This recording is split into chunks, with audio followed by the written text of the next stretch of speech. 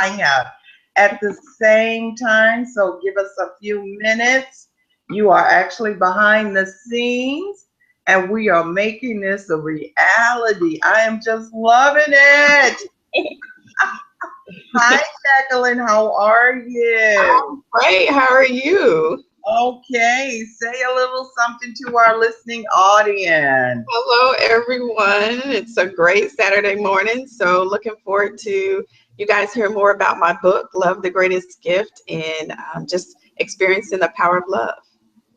Yes. Well, tell us a little bit about why you wrote this fabulous book. Yes. So, I wrote Love the Greatest Gift.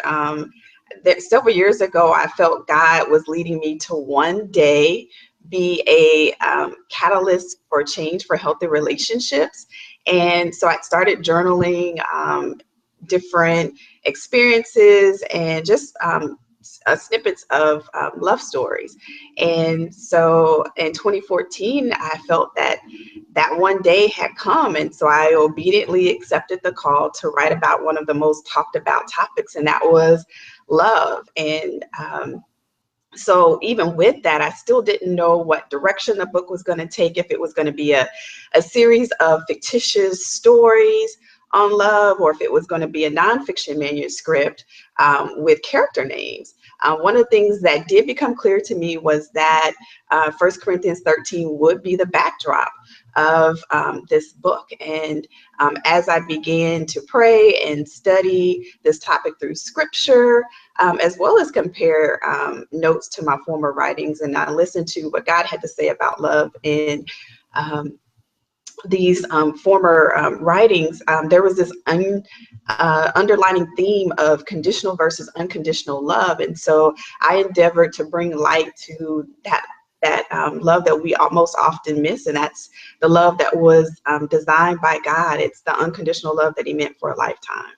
Wow. So tell us a little bit about you, who you are, and what makes you such a fabulous person. Oh, you're so awesome.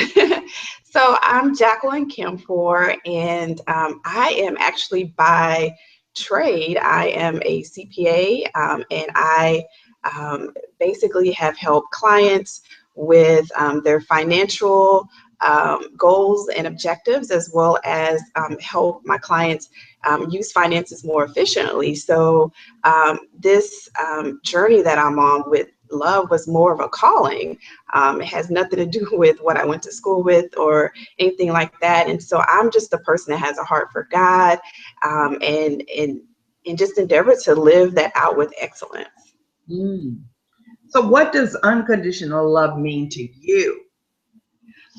Ooh, unconditional love to me means grace and mercy. It means loving people beyond their mistakes, and loving them even when they intend to make mistakes. And sometimes when they intend to make mistakes, sometimes that intent is toward you. And sometimes that's the hardest thing with love. But if you will love that way, or love anyhow, you will get to experience this amazing kind of love that surpasses like all understanding. And not just that, but you get to know a peace and a forgiveness that's rich beyond anything you could ever imagine. Now, caveat, loving unconditionally or loving people when they intend to harm you, that doesn't mean that you're a doormat or that you actually allow someone to harm you, because we all know that that's truly not love. True love really protects self and it protects others.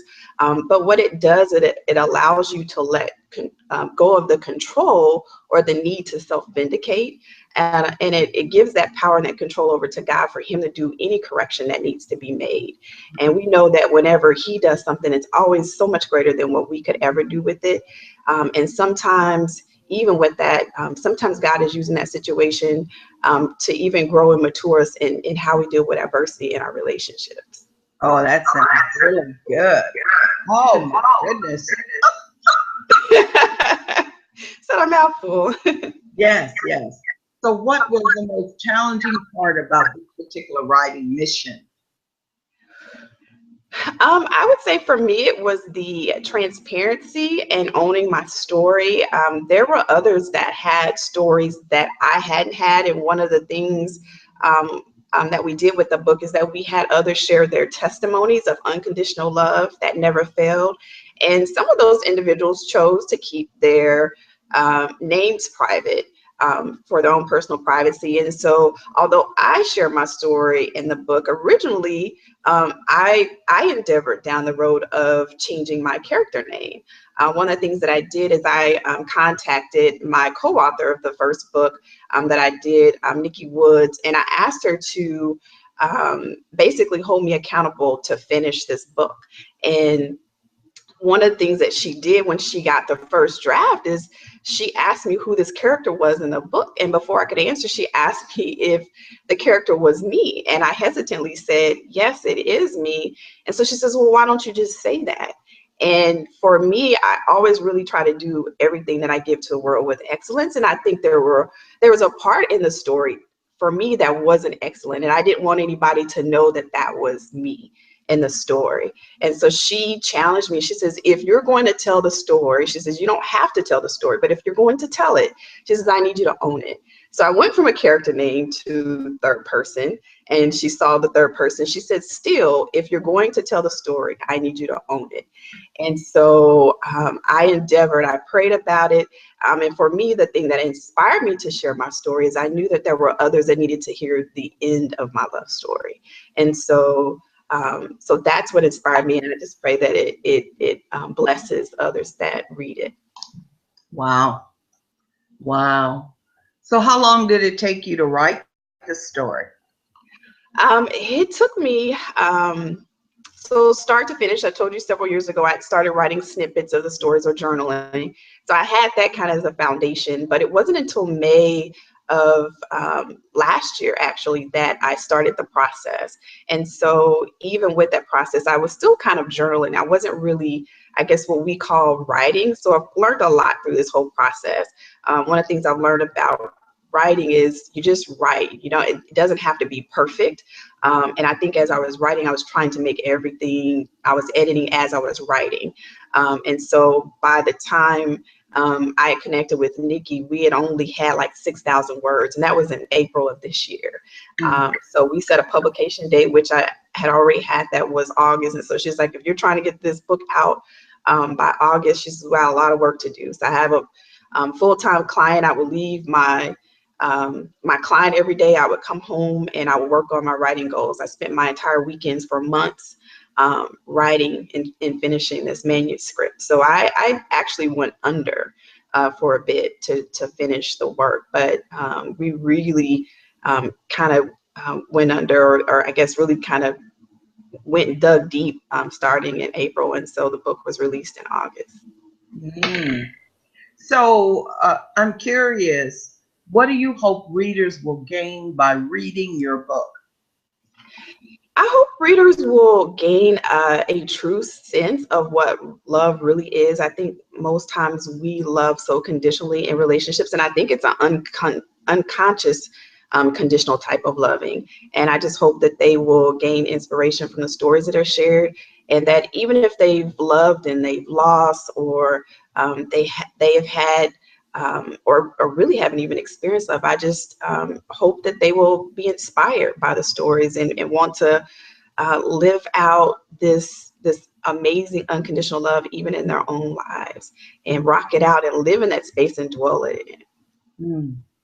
So what would you like women and men who tie love to being in a relationship, what advice do you want them to leave with in regards to your book?